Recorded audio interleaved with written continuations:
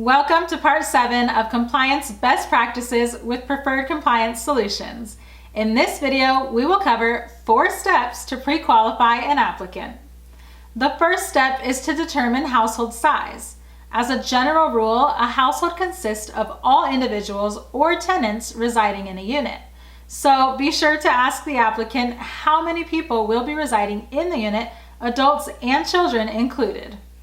If you're unsure whether someone should be included in that number, we previously released a video detailing who is and is not counted as a household member.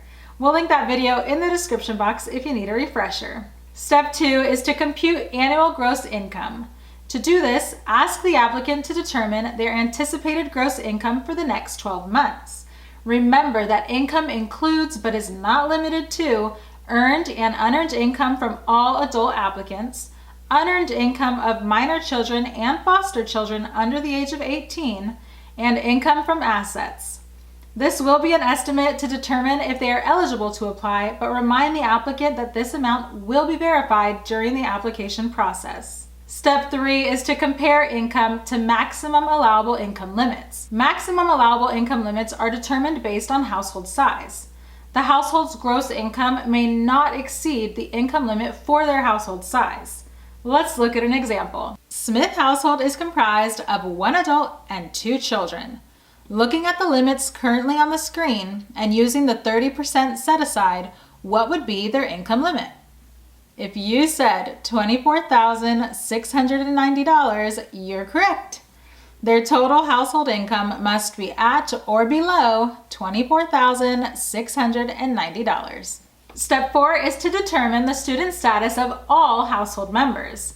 LIHTC and other affordable housing programs have restrictions that do not allow students to reside in the unit unless the household meets certain exceptions.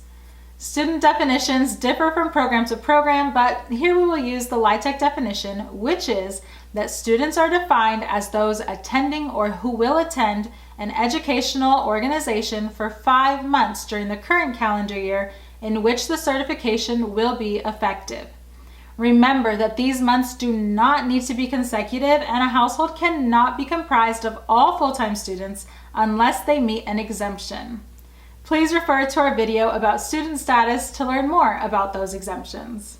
If it is determined that the applicant could qualify based on these 4 steps, then they're ready to move on to the full application process. Hooray! Check out our other videos for tips on completing the application process.